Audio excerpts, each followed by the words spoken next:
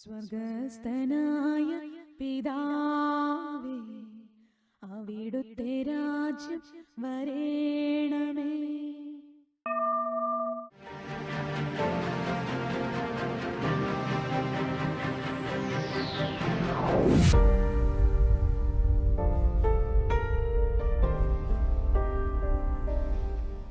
ഈശോയുടെ അനന്തമായ സ്നേഹം, കരുണ, അനുദിനം നമ്മളോട് കാണിക്കുന്ന കരുണ, പ്രത്യേകിച്ചും ഇന്ന് പരിശുദ്ധാത്മാ ആഗോള സഭയിൽ നമ്മളെ ഓർപ്പിക്കുന്നത് കർത്താവിൻ്റെ അനന്തമായ കരുണയെക്കുറിച്ചാണ്. ഹോസിയ പ്രവാചകനിലൂടെ 11-ാമത്തെ അധ്യായത്തിൽ ഇങ്ങനെയാണ് പറയുക: ഇസ്രായേൽ ശിശുവായിരുന്നപ്പോൾ ഞാൻ അവനെ സ്നേഹിച്ചു, ഈജിപ്തിൽ നിന്ന് ഞാൻ എൻ്റെ മകനെ വിളിച്ചു.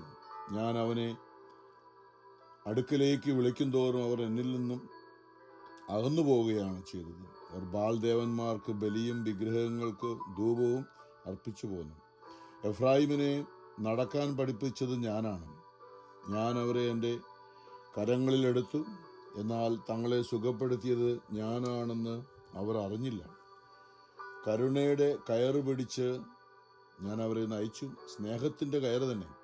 ഞാൻ അവർക്ക് താടിയെല്ലിൽ നിന്ന് നുകം അയച്ചു കൊടുക്കുന്നവനായി. ഞാൻ കുനിഞ്ഞ് അവർക്ക് ഭക്ഷണം നൽകി. അവർ ഈജിപ്തിലേക്ക് മടങ്ങും. അസീറിയ അവരുടെ രാജാവാകും. കാരണം എൻ്റെ അടുക്കിലേക്ക് മടങ്ങി വരാൻ അവർ വിസമ്മതിച്ചു. വാൾ അവരുടെ നഗരങ്ങൾക്കെതിരെ ആഞ്ഞു വീശും. നഗര കവാടങ്ങളുടെ ഓടാമ്പലുകൾ അത് തകർക്കും. കോട്ടകൾക്കുള്ളിൽ വെച്ച് അവരെ അത് വിഴുങ്ങും. എൻ്റെ ജനം എന്നെ വിട്ടകലാൻ തിടുക്കം കാട്ടുന്നു. അതുകൊണ്ട് അവർക്ക് നുകം വച്ചിരിക്കുന്നു.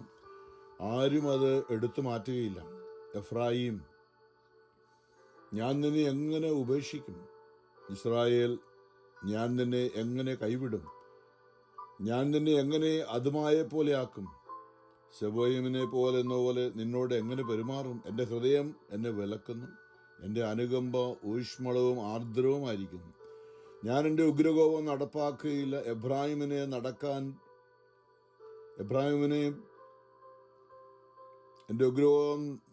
ഞാൻ എൻ്റെ ഉഗ്രകോപം നടപ്പാക്കുകയില്ല. എഫ്രായിമിനെ ഞാൻ വീണ്ടും നശിപ്പിക്കുകയില്ല. ഞാൻ ദൈവമാണ്, മനുഷ്യനല്ല. നിങ്ങളുടെ ഇടയിൽ വസിക്കുന്ന പരിശുദ്ധൻ തന്നെ. ഞാൻ നിങ്ങളെ നശിപ്പിക്കാൻ വരികയില്ല. ദൈവത്തിൻ്റെ കരുണ, അതായത് ദൈവത്തിൻ്റെ അടുത്തേക്ക് വിളിക്കും തോറും അകന്നകന്നു പോകുന്ന ഒരു ജനമായ ഇസ്രായേൽ. നമ്മൾ ഇന്നലേക്ക് ചിന്തിച്ച പോലെ ഇസ്രായേൽ എന്ന് പറയുന്നത് നമ്മളാണെന്ന്. കാരണം ദൈവജനം യേശുക്രിസ്തുവിലൂടെ, തലമുറകളിലൂടെ കടന്നു വന്ന യേശുക്രിസ്തു മനുഷ്യവർഗത്തിൻ്റെ രക്ഷകനായി മാറിയുന്ന യേശുവിലൂടെ തിരഞ്ഞെടുക്കപ്പെട്ട ജനം ഇന്ന് ഇസ്രായേലാണ്. എന്ന് പറയുമ്പോൾ നമ്മൾ ഓരോരുത്തരും യേശുക്രിസ്തുവിനെ അറിയുന്ന ക്രിസ്തുവിനെ കുറിച്ചാണ് സകല പ്രവചനങ്ങളും യഹൂദരുടെ പഴയ നിയമ ഗ്രന്ഥത്തിൽ മുഴുവനും. അപ്പോൾ യേശുവിനെ അറിഞ്ഞു കഴിഞ്ഞ് യേശുക്രിസ്തുവിൽ വിശ്വസിക്കുന്നവരെല്ലാമാണ് അബ്രാഹത്തിൻ്റെ സന്തതിയിൽ രക്ഷയുടെ ദൈവ അനുഗ്രഹത്തിന് പാത്രമാവുക എന്നുള്ള രീതിയിലാണ് നമ്മൾ ഓരോരുത്തരും ഇന്ന് ഇസ്രായേലാണ്. അപ്പോൾ നമ്മളോടാണ് ഇന്ന് ഈ വചനം. അന്ന് ഹോസിയ ഇസ്രായേൽ ജനത്തിനു വേണ്ടി, അവർക്ക് വേണ്ടിയാണെന്ന് പറഞ്ഞതെങ്കിലും ഇന്നും ക്രിസ്തുവിനെ അനുഗമിക്കുന്ന, യേശുവിനെ അറിയുന്ന നമ്മളുടെ ജീവിതത്തിലേക്ക് ഈ വചനം കർത്താവ് വിരൽ ചൂണ്ടുകയാണ്. അപ്പോൾ ഓരോ ദിവസവും നമ്മുടെ മേൽ കർത്താവിൻ്റെ സ്നേഹം ഒരിക്കലും അസ്തമിക്കുന്നില്ല. അവിടുത്തെ കാരുണ്യം അവസാനിക്കുന്നില്ല. ഓരോ പ്രഭാതത്തിലും അത് പുതിയതാണ് എന്ന് പറയുമ്പോൾ വിലാപങ്ങളിൽ നമ്മൾ പലപ്പോഴും ചിന്തിച്ച വചനമാണത്. നമ്മൾ ഇന്നലെ വൈകുന്നേരം വരെ എന്തൊക്കെയാണോ ചെയ്തത്, ഒരുപക്ഷെ നമുക്ക് ദൈവത്തിന് ഇഷ്ടമില്ലാത്തതായിരിക്കും നമ്മൾ ചെയ്തത്. എങ്കിലും അതൊന്നും ഓർക്കാതെ വീണ്ടും ഈ പ്രഭാതത്തിൽ ഇന്ന് നമ്മളെ സ്നേഹിച്ചുകൊണ്ട്, നമ്മൾ ചെയ്തതൊക്കെ മറന്നുകൊണ്ട് നമ്മളോട് കരുണ കാണിക്കുന്ന അതാണ് ദൈവിക സ്വഭാവം. അതാണ് പറഞ്ഞത്, ഞാൻ മനുഷ്യനല്ല, ഞാൻ ദൈവമാണ്. മനുഷ്യരാണെങ്കിൽ നമ്മൾ പ്രതികാരം ചെയ്യുന്നവരും മാനുഷികമായി നമ്മൾ വാശിയും വിദ്വേഷവും വൈരാഗ്യവും ഒക്കെ ഉള്ളവരുമാണ്. ദൈവം അങ്ങനെയല്ല. ദൈവിക സ്വഭാവം കരുണയുടെ കയറ് പിടിച്ചാണ്. ദൈവത്തെ ഒന്നാം പ്രമാണം തന്നെ, നിന്റെ ദൈവമായ കർത്താവ് ഞാനാകുന്നു, ഞാനല്ലാതെ വേറെ ഒരു ദൈവം നിനക്കുണ്ടാകരുത്. അവിടെയാണ് അവർ ബാൽ ദേവന്മാർക്ക് ബലിയും വിഗ്രഹങ്ങൾക്ക് ധൂപവും അർപ്പിച്ചു പോകുന്നത്. അപ്പം പറയാണ്, ഞാനല്ലേ നിനക്ക് ജന്മം നൽകിയത്, ഞാനല്ലേ നിന്നെ കുഞ്ഞുനാളിൽ നീ ജനിച്ചപ്പോൾ അമ്മയുടെ ഉദരത്തിൽ നിന്റെ പ്രസവം എടുത്തത് ഞാനല്ലേ എന്നൊക്കെ ഏശയ്യായിലൂടെ ചോദിക്കുന്നത് പോലെ, ഞാനല്ലേ, നീ എൻ്റെ കയ്യിലേക്കല്ലേ പ്രസവിച്ച് വീണത്, ഞാനല്ലേ നിന്റെ അമ്മയുടെ കരങ്ങളിൽ ഏൽപ്പിച്ചത്, ഞാനല്ലേ എന്ന് പറയുമ്പോൾ നിന്റെ എല്ലാ കാര്യങ്ങളും ഞാനല്ലേ ചെയ്തത്, ഞാനല്ലേ നിനക്ക് നടക്കാൻ പഠിപ്പിച്ചത്. ഇതെല്ലാമായിട്ടും ഞാൻ അവരെ എൻ്റെ കരങ്ങളിലെടുത്തു, എന്നാൽ തങ്ങളെ സുഖപ്പെടുത്തിയത് ഞാനാണെന്ന് അവർ അറിഞ്ഞില്ല. നമ്മുടെ കഴിഞ്ഞ കാലങ്ങളിൽ എത്രയോ അനുഗ്രഹങ്ങൾ, എത്രയോ സൗഖ്യങ്ങൾ, എത്രയോ അഭിഷേകങ്ങൾ, എത്രയോ നന്മകൾ നമുക്ക് വേണ്ടി ചെയ്ത ദൈവമാണ്. പക്ഷെ നാം അത് അറിഞ്ഞില്ല, ഓർത്തുപോലുമില്ല. നാം നമ്മുടെ സ്വന്തം ഇഷ്ടത്തിന് പോയി. അവിടെയാണ് ദൈവത്തിൻ്റെ കരുണ എന്ന് പറഞ്ഞാൽ, നമ്മൾ ഇന്നല്ലെങ്കിൽ നാളെ ഈ കരുണ എന്ന് പറയുമ്പോൾ നമ്മൾ പലപ്പോഴും ചിന്തിച്ചൊരു വചനമുണ്ടല്ലോ, അതായത് റോമർ 2-ാമത്തെ അധ്യായം 4-ാമത്തെ വചനം. ഞാൻ പറഞ്ഞിട്ടുണ്ട്, പണ്ട് രാജു ബ്രദർ ഒരിക്കലും ക്ലാസ് എടുത്തപ്പോൾ ഞാൻ കേട്ടിട്ടുണ്ട് വചനം, പക്ഷെ അന്നാണ് ആ വചനം എന്നെ സ്ട്രൈക്ക് ചെയ്തത്. അതിങ്ങനെയാണ് പറഞ്ഞത്, ദൈവത്തിൻ്റെ അനന്തമായ, റോമർ 2:4 ഇങ്ങനെ പറഞ്ഞു, ദൈവത്തിൻ്റെ അനന്തമായ കരുണയും സ്നേഹവും നീ നിസ്സാരമാക്കുകയാണോ? ദൈവത്തിൻ്റെ അനന്തമായ കരുണയും സ്നേഹവും നീ നിസ്സാരമാക്കുകയാണ്. എന്നിട്ട് പറയണം, നിന്നെ അനുതാപത്തിലേക്ക് നയിക്കുകയല്ലേ കർത്താവിൻ്റെ കരുണയുടെ ലക്ഷ്യം. നമ്മൾ ഈ കരുണയായിരിക്കണമെന്ന് പറയുമ്പോൾ അതിൽ തന്നെ നമുക്ക് വിടുതൽ കിട്ടുന്നില്ല. കർത്താവ് കരുണ കാണിക്കുന്നത് നമ്മുടെ ആയുസ് നീട്ടിത്തരികയാണ്. ഇന്നലെ നമ്മൾ മരിക്കേണ്ടതായിരുന്നു ഒരു പക്ഷേ ഏതെങ്കിലും കാരണത്താൽ, പക്ഷേ നമ്മൾ ഈ ഭൂമിയിൽ സാത്താൻ്റെ അടിമത്തിലേക്ക് പോകാൻ സാധ്യത ഉണ്ടായിരുന്നതുകൊണ്ട് നമുക്ക് സംരക്ഷണം നൽകി നമ്മളുടെ തെറ്റുകൾ ഓർക്കാതെ നമ്മളെ വീണ്ടും ജീവിക്കാൻ അനുവദിച്ചത് എന്തിനാ? നമ്മൾ ഇന്ന് അനുദപിക്കുമെന്ന് കരുതിയാണ്. ഇന്നലെ നമ്മൾ പാപത്തിൽ നമ്മൾ അനുദപിക്കാതെ നമ്മുടെ സ്വന്തം വാശിയും വിദ്വേഷവും വൈരാഗ്യം എന്തെല്ലാം കാര്യങ്ങളാണ് നമ്മൾ ഓരോ ദിവസവും ചെയ്തുകൊണ്ടിരിക്കുന്നത്. നമ്മൾ ഇന്നലെ മരിക്കേണ്ട നമ്മളെ, അല്ലെ കഴിഞ്ഞ കുറേ നാൾ മുമ്പ് മരിക്കേണ്ട നമ്മളെ, ഒരു അപകടം ഉണ്ടായില്ല, അസുഖം ഉണ്ടായി മരിച്ചു പോകണ്ടായിരുന്നു നമ്മൾ. അതിൽ നിന്ന് നമ്മളെ രക്ഷിച്ചത് അല്ലെ, നിന്നെ അനുതാപത്തിലേക്ക് നയിക്കുക. അതായത് നമ്മൾ ഈശോ വന്ന് വിളിച്ചു പറഞ്ഞ മാനസാന്തരപ്പെടുകയും, ദൈവമേ എനിക്ക് തെറ്റിപ്പോയി നിന്ന ദാവീദ് 51-ാം സങ്കീർത്തനമാണല്ലോ, ദാവീദിന്റെ അനുതാപ കീർത്തനം എന്ന് പറഞ്ഞു. എൻ്റെ ഭവനത്തിൽ നിന്ന് വാളൊഴിയുകയില്ല എന്ന് പറയുമ്പോൾ തകർന്ന് തരിപ്പണമാ കുടുംബം മുഴുവൻ എന്നാണ് അന്ന് ദൈവമായ കർത്താവ് ദാവീദിനോട് പറഞ്ഞപ്പോൾ, ദാവീദ് അനുദപിച്ചുകൊണ്ട് ചാക്കൊടുത്ത് ചാരം പൂശി തമ്പുരാന്റെ മുമ്പിൽ കരുണയ്ക്ക് വേണ്ടി യാചിച്ചുകൊണ്ട് അന്ന് ദൈവത്തിന് മുമ്പിൽ ദാവീദ് അനുതാപത്തോടെ കടന്നു വന്നു. എൻ്റെ ദൈവമേ എന്നോട് ക്ഷമിക്കണമേ.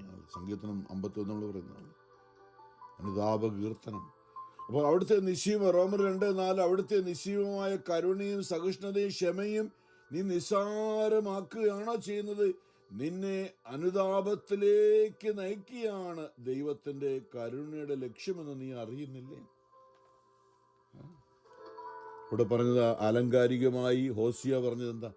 കരുണയുടെ കയറ് പിടിച്ചാണ് ഞാൻ നിന്നെ നയിച്ചത് എന്ന് പറയുമ്പോൾ ഇങ്ങനെ പലപ്പോഴും മനസ്സിലാക്കാൻ വേണ്ടി പറയാറുണ്ട്. നമ്മൾ നാട്ടിലൊക്കെ കണ്ടില്ലേ, ഈ നല്ല പശുവിനെ കൊണ്ട് പുല്ല് തിന്നായിട്ട് കിട്ടാറുണ്ടല്ലേ നാട്ടിലൊക്കെ, പണ്ട് ഇപ്പോഴൊന്നുമില്ല, പണ്ടൊക്കെ. അപ്പോൾ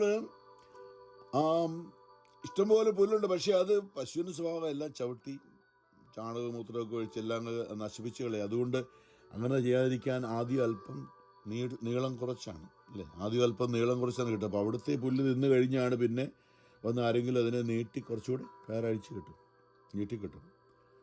അപ്പം എന്ന് പറഞ്ഞ പോലെ ഇന്നലത്തെ എൻ്റെ ജീവിതം കണ്ടിട്ടും ഞാൻ നന്നായില്ല, ദൈവത്തിൻ്റെ ഇഷ്ടം ചെയ്ത് ഇന്ന് വീണ്ടും എനിക്ക് നീട്ടി തന്നിരിക്കുകയാണ് ജീവിതം. കരുണയുടെ അല്ലെങ്കിൽ കയറ് നീട്ടിക്കെട്ടിയ പോലെ എൻ്റെ ആയുസ് നീട്ടി തന്നിരിക്കുകയാണ്. ഇന്നെങ്കിലും ഞാൻ ദൈവമേ എനിക്ക് തെറ്റിപ്പോയി എന്ന് ദൈവത്തിന് മുമ്പിൽ അനുദപിക്കും. എനിക്ക് തെറ്റിപ്പോയി എൻ്റെ ദൈവമേ, ഞാനിപ്പോൾ പോകുന്നല്ലേ. മുടിയനായ പുത്രൻ്റെ വാക്കുണ്ടല്ലോ, അവൻ പോയി അപ്പനോട് ഗുസ്തി പിടിച്ച് ബഹളം വെച്ച് എൻ്റെ വീതം തരണമെന്ന് പറഞ്ഞുകൊണ്ട് അപ്പനോ മനസ്സോടെ പ്രയാസത്തോടെ കൊടുത്തു. അവൻ അതുമായിട്ട് പോയി സ്വന്തം ഇഷ്ടമനുസരിച്ച് എല്ലാം ദൂർത്തടിച്ചു, ചെലവഴിച്ചു. അവിടെ നമ്മൾ കാണുന്ന ഒരപ്പൻ്റെ ആ കാഴ്ചയാണ്, കാത്തിരിക്കുകയാണ്. അപ്പന് ഓരോ ദിവസവും മകൻ തിരിച്ചു വരും. മകൻ തിരിച്ചു വരുമെന്ന് കരുതി കാത്തിരിക്കുന്ന ആ ഒരു കരുണയുണ്ടല്ലോ. ഓരോ ദിവസവും അപ്പം കാത്തിരിക്കുകയാണ്. ഒരു ദിവസം എന്താ നമുക്കറിയാം, ഈ മകൻ പോയ അവിടെ എല്ലാം ദൂർത്തടിച്ച് കൂട്ടുകാരെല്ലാം അവൻ്റെ പണം മുഴുവനും ചെലവാക്കി തീർന്നു കഴിഞ്ഞപ്പോൾ എല്ലാവരും അവനെ വിട്ടുപോയി. ഇത് സാറിന് സംഭവിക്കും. പല കാര്യങ്ങളും തിന്മയുടെ ഇഷ്ടം ചെയ്യാൻ വേണ്ടി കൂട്ടുകൂടി നടത്തും. അവസാനം നമ്മളില്ലാതായി തകർന്നു കഴിയുമ്പോൾ പിന്നെ നമ്മളെ ഒറ്റയ്ക്കാക്കും, നമ്മളെ കൈവിട്ടിട്ട് പോകും. അത് സാധാരണ സംഭവിക്കുന്ന ഇങ്ങനെയുള്ള മേഖലകളിൽ സംഭവിക്കുന്ന ഒരു കാര്യമാണ്. പാപത്തിൻ്റെ ഫലമാണത്. നമ്മൾ ഒറ്റയ്ക്കാകും. നമ്മൾ ഏതെല്ലാം രീതിയിൽ മറ്റുള്ളവരോട് കൂട്ടുകൂടിയിരുന്ന, പക്ഷേ നമ്മൾ തെറ്റിൽ വീണ് കഴിയുമ്പോൾ പിന്നെ തിന്മയുടെ ഒരു രീതി അതാണ്. നമ്മളെ ഒറ്റയ്ക്കാക്കിയിട്ട് നമ്മളെ പിന്നെ നാശത്തിലേക്കും. അല്ലേ, യൂദാസിൻ്റെ ആത്മഹത്യാ പ്രവണത. നീ ജീവിച്ചിട്ട് കാര്യമൊന്നുമില്ല, നിരാശ ഉള്ളിൽ കയറ്റും. ഒരു പാപം ചെയ്യുമ്പോൾ അതിൻ്റെ ഫലമായി നിരാശ, കുറ്റബോധം, ആത്മഹത്യാ പ്രവണത ഇതെല്ലാം ഉള്ളിക്കൊണ്ടുവരും. വിദ്വേഷം, ഇവിടെ എല്ലാം സകലതും കൂടെ ഞാൻ പറയും, ഒരു ദുരാത്മാവ് ഏഴെണ്ണത്തിനെ കൂട്ടിക്കൊണ്ടുവരുമെന്ന് പറഞ്ഞതുപോലെ യൂദാസ് പോയി ആത്മഹത്യ ചെയ്തതുകൊണ്ടാണ്. ദൈവത്തിൽ നിന്ന് അകന്നുപോയി ഒറ്റയ്ക്കായി കഴിഞ്ഞപ്പോൾ അവൻ്റെ മനസ്സിലേക്ക് തിന്മ കയറിക്കൊണ്ട് ഇനി ജീവിച്ചിട്ട് കാര്യമൊന്നുമില്ല എന്നുള്ള ചിന്ത. ഇത് ലോകത്തിൽ നമ്മൾ കാണുന്ന സംഭവമാണ്. പാപം ചെയ്ത് നിത്യനാശത്തിലേക്ക് കൊണ്ടുപോകുന്നൊരു പ്രവണതയുണ്ട്. അതുകൊണ്ടാണ് അനുദപിക്കുക. ഇന്നല്ലെങ്കിൽ നാളെ ഇത് സംഭവിക്കും, നാശം ഉണ്ടാകും. അതുകൊണ്ട് എത്രയും വേഗം നീ അനുദപിക്കുക എന്ന്. നമുക്കറിയാം, ആ മകൻ്റെ ജീവിതത്തിൽ അത് സംഭവിച്ചു. കുടിയനായ പുത്രൻ എന്ന് വിളിക്കുന്ന എല്ലാവരും അവനെ വിട്ടുപോയി.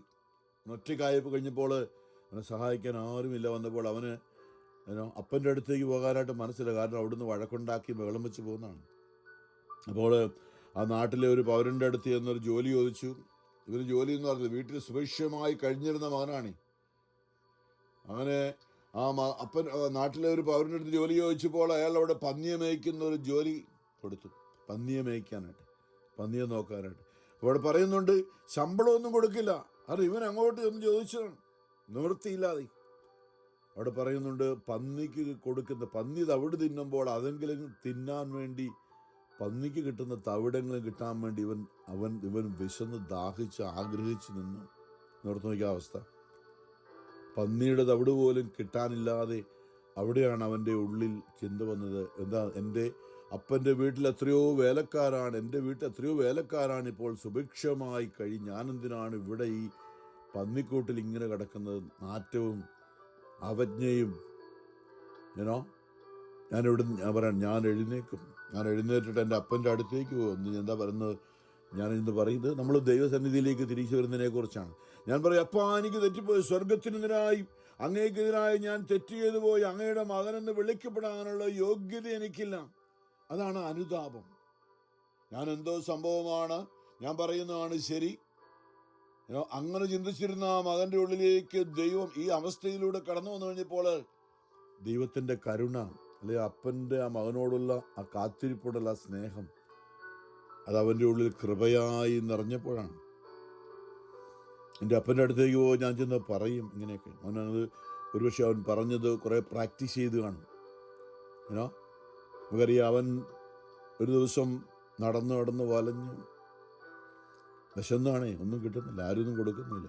ആകപ്പാടെ കീറത്തുണി, നാറ്റം വെച്ച വസ്ത്രവുമായിട്ട് വരുന്ന വീടിൻ്റെ ദൂരെ അപ്പൻ നോക്കിയിരിക്കുകയാണ് വീടിന്. അപ്പം നമ്മൾ സ്വർഗത്തിലെ പിതാവ്, ഒരുപക്ഷെ നമ്മുടെ ഭൂമിയിലെ അപ്പന്മാർ അങ്ങനെ കാത്തിരിക്കണമെന്നില്ല.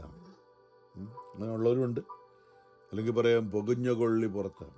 അവൻ പോയത് പോട്ടെ, ഇനിയില്ല, അങ്ങനെ മകൻ എനിക്കില്ല എന്ന് പറയുന്ന അനഗരെ ഇത് കേട്ടിട്ടുണ്ട് നമ്മൾ. അപ്പോൾ സ്വർഗത്തിലെ പിതാവ് അങ്ങനെയല്ല ആണ്. നിന്റെ അപ്പനും അമ്മയും നിന്നെ കൈവിട്ടാലും കർത്താവ് എന്നെ കൈക്കൊള്ളുമെന്ന് സങ്കീർത്തനം 27:10 പറഞ്ഞിട്ടുണ്ട്. നമ്മളെ നിരന്തരം കാത്തിരിക്കുന്ന, കാരണം നമ്മുടെ ആത്മാവ്, നിനക്ക് ചിന്തിച്ചാൽ നമ്മുടെ ആത്മാവ് ഈ പിതാവിൻ്റെതാണ്. സ്വർഗത്തിലെ പിതാവിൻ്റെ കുഞ്ഞാണ് നമ്മുടെ ആത്മാവേ.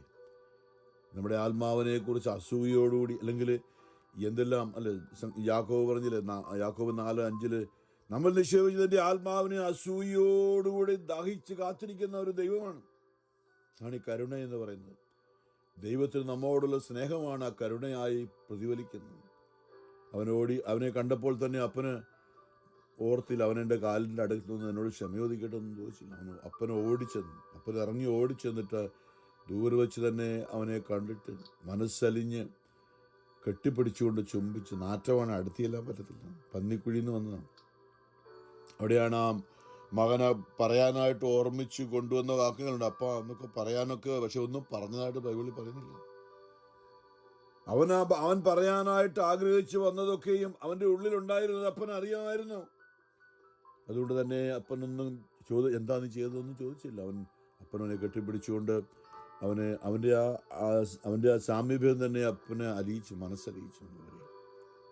നമ്മുടെ ദൈവം നമ്മളെ തിരിച്ചു വരാൻ, നമ്മുടെ ഒരു കുമ്പസാരക്കൂടുണ്ടല്ലോ, നമ്മുടെ ശരിക്കും ആത്മാർത്ഥമായ അനുതാപത്തോടെ അവിടെ ദൈവം സ്വർഗത്തിലെ പിതാവിന്ന് കാത്തിരിക്കുന്ന ഒരു വേദിയാണ് നമ്മുടെ ദേവാലയങ്ങളിലെ കുമ്പസാരക്കൂട്. ഞാനത് അനുഭവിച്ചാണ് പറയുന്നത്. 5 വർഷത്തോളം കുമ്പസാരിക്കാൻ നടന്ന വ്യക്തിയാണ്. പ്രിയമുള്ളവരെ, അപ്പം നമ്മളുടെ ജീവിതത്തിൽ ഈ ഒരു മേഖലയുണ്ട്, അതായത് നമ്മളെ ഓരോ ദിവസം ഇന്നല്ലെങ്കിൽ നാളെ എൻ്റെ കുഞ്ഞ് തിരിച്ചു വരുമെന്ന് പറഞ്ഞ് കാത്തിരിക്കുന്ന ഒരു ദൈവം. സാത്താൻ നമ്മുടെ മനസ്സുകളെ അന്ധമാക്കി നമ്മൾ ചെയ്യുന്നത് അങ്ങനെ ഒരു കുഴപ്പമൊന്നുമില്ല, എല്ലാവരും അങ്ങനെ ചെയ്യുന്നത്, ഇങ്ങനെ എല്ലാവരും അങ്ങനെ ജീവിക്കുന്നത് ലോകത്തിൽ, അതൊന്നും കുഴപ്പമൊന്നുമില്ല. ദൈവം എന്നെ സ്നേഹിക്കുന്നു, ഞാൻ ദൈവത്തിൻ്റെ നല്ല കുഞ്ഞാ എന്ന് പറഞ്ഞുകൊണ്ട് എന്ത് തെറ്റ് ചെയ്താലും സാത്താൻ നമ്മളെ ഈ ലോകത്തിലൂടെ കൊണ്ടുപോകും. അതുതന്നെയാണല്ലോ അവൻ്റെ ചിന്ത ആദ്യം ഉണ്ടായത്. അപ്പന് ഇപ്പോൾ ഇത്രയും തന്നെ എനിക്കങ്ങ് എന്നാ പറയും. സ്വന്തം സഹോദരന് വേറെ അടുത്തുണ്ട്, അവൻ്റെ കാര്യം ചോദിച്ചൊന്നുമില്ല, അവനും അവിടെ ഉണ്ട്. നമ്മൾ ചിന്തിക്കുന്നത് ഈ ഒറ്റ മകനെ, അതായത് അവന് തിരിച്ചു വന്നു കഴിഞ്ഞപ്പോൾ, ആ മകൻ മൂത്തവൻ തിരിച്ചു വന്നു കഴിഞ്ഞപ്പോൾ, ഇളയവൻ തിരിച്ചു വന്നു കഴിഞ്ഞപ്പോൾ മൂത്തവന് എന്താണ് സംഭവം?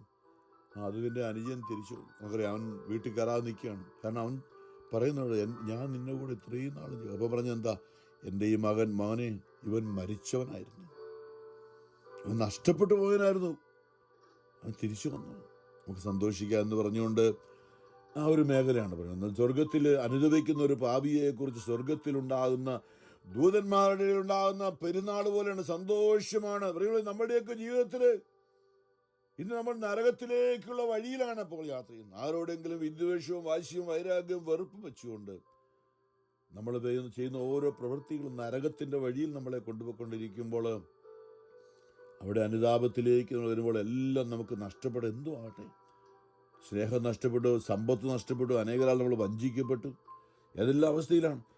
ഈ മകനെ അവൻ്റെ കൂട്ടുകാർ മുഴുവൻ അവനെ വഞ്ചിച്ച അവസാനം ഇവൻ്റെ കയ്യിലുള്ളതെല്ലാം തട്ടിയെടുത്തിട്ട് അവനെ വഞ്ചിച്ചിട്ട് അവരെല്ലാം പോയപ്പോൾ അവനെ ഒറ്റയ്ക്കായി. എന്നിട്ടും ആ അപ്പൻ അവനെ കാത്തിരുന്ന പിന്നെ അതാണ് കരുണ എന്ന് പറയുന്നത്. നമ്മൾ ദൈവത്തിൻ്റെ കരുണയുടെ കയറ് പിടിച്ചാണ് ഞാൻ അവരെ നയിച്ചതെന്ന്, ഞാൻ അവരെ സുഖപ്പെടുത്തത് ഞാനാണെന്ന് അവർ അറിഞ്ഞില്ല എന്ന് പറയുന്ന ഒരു മേഖല. നമ്മളെ കാത്തിരിക്കുന്ന, ഇന്നും മരിച്ചുയർത്ത് ജീവിക്കുന്ന ഈശോയുണ്ട്. ആ സെക്രാരിയിൽ, ബലിവേദിയിൽ തിരുവോസ്തുരൂപനായി നമ്മളെ കാത്തിരിക്കുന്ന, ഹൃദയം തുടിക്കുന്ന ഒരു ഈശോയുണ്ട്. നമുക്കതുകൊണ്ട് നമ്മുടെ ജീവിതത്തെക്കുറിച്ച് ചിന്തിക്കും. ഇന്ന് സുവിശേഷം ഇന്നലത്തെ ബാക്കി അപ്പസ്തോലന്മാരെ തിരഞ്ഞെടുത്തിട്ട് അവരെ അയക്കുന്ന 12 പേര് മത്തായി 10 ഇന്നലെ നമ്മളതേക്കുറിച്ച് തൊട്ട് പോയത്. അതാണ് പോകുമ്പോൾ സ്വർഗരാജ്യം സമീപിച്ചിരിക്കുന്നുവെന്ന് പ്രസംഗിക്കുകയും, രോഗികളെ സുഖപ്പെടുത്തുകയും, മരിച്ചവരെ ഉയർപ്പിക്കുകയും, കുഷ്ഠരോഗികളെ ശുദ്ധരാക്കുകയും, പിശാചുക്കളെ ബഹിഷ്കരിക്കുകയും ചെയ്യുവിൻ, ദാനമായി നിങ്ങൾക്ക് കിട്ടി ദാനമായി തന്നെ കൊടുക്കുവിൻ എന്ന് പറയുമ്പോൾ തിരുസഭയിലെല്ലാം കരുണയുടെ പ്രവൃത്തിയാണ്. നമ്മൾ ഈ കൂട്ടായ്മ കരുണയുടെ ഒരു കൂട്ടായ്മയാണ്. നമ്മൾ അങ്ങനെ ആയിരിക്കണം, അങ്ങനെ ആകാനായിട്ട് അനുദിനം ശ്രമിക്കുകയാണ്. കർത്താവിൻ്റെ സ്നേഹം, അതായത് ഈശോ പറഞ്ഞൊരു മത്തായി 5:48, സ്വർഗസ്വനായ പിതാവ് പരിപൂർണനായിരിക്കുന്നത് പോലെ നിങ്ങളും പരിപൂർണരായിരിക്കുവിൻ. എന്നാൽ പിതാവിൻ്റെ ഹൃദയം എങ്ങനെയാണ്, അതുപോലെ ഹൃദയം നമുക്ക് ആങ്ങാൻ, പിതാവിൻ്റെ സ്നേഹം മറ്റുള്ളവരെ നമ്മളിലൂടെ അറിയിക്കുവാനായിട്ട് നമ്മളും ആ ഒരു പിതാവിൻ്റെ സ്നേഹത്താൽ നിറയണം. ആണ് പരിശുദ്ധാത്മാവിൻ്റെ ഫലങ്ങൾ, വരങ്ങൾ, ദാനങ്ങൾ എന്നൊക്കെ നമ്മൾ പറയുന്നത് പിതാവിൻ്റെ സ്വഭാവമാണ്. ആ ഒരു രീതിയിലാണ് നമ്മളെ കർത്താവ് വിളിക്കുന്ന. അനേകരെ ഞാൻ നിങ്ങളെ മനുഷ്യരെ പിടിക്കുന്നവരാക്കുക എന്നൊക്കെ പറഞ്ഞായിരുന്നു. കർത്താവ് കരുണയായിരിക്കും. ദാനമായി കിട്ടി നിങ്ങൾക്ക് ദാനമായി തന്നെ കൊടുക്കുവിൻ അല്ലെ. വചന പ്രഭാഷണത്തെക്കുറിച്ച് പറയുമ്പോൾ പൗലോസ് പറയുന്ന 1 കൊരിന്തോസിൽ 11 പറയുന്നല്ലോ, നിങ്ങൾക്കിത് ദാനമായി, നിങ്ങൾ വചനം പ്രസംഗിക്കുന്നതിൽ നിങ്ങൾക്ക് അതിൽ അഹംഭാവത്തിന് വകയൊന്നുമില്ല. ഇതൊരു ദാനമാണ്, ദൈവത്തിൻ്റെ ദാനമാണ്, ദൈവത്തിൻ്റെ ദാനമാണിത്. ഇത് ദൈവം തന്നതാണ്. അതായത് ദൈവം നമ്മളെ ഏൽപ്പിച്ചിരിക്കുന്നതാണ്. ഇതിനകത്ത് ഒരു അഹംഭാവത്തിന് നമുക്ക് വകയൊന്നുമില്ല പ്രിയമുള്ളവരെ.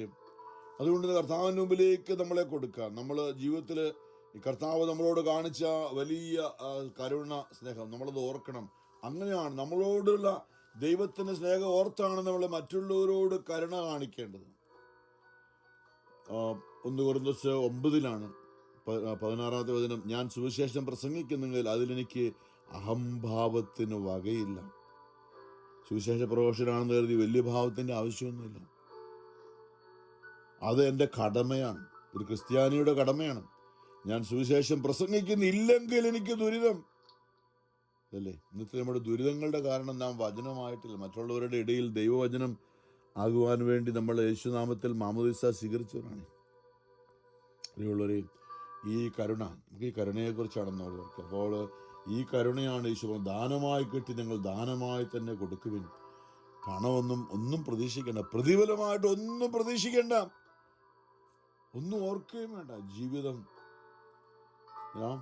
പണ്ടൊക്കെ ആൾക്കാർ എന്നോട് ചോദിച്ചിട്ടുണ്ട്, നമ്മൾ ഈ ഇതെങ്ങനെ നടക്കുന്നത്, ഞങ്ങൾ നമ്മുടെ ദശാംശം എടുത്ത് നമുക്ക് എന്തുമാത്രം.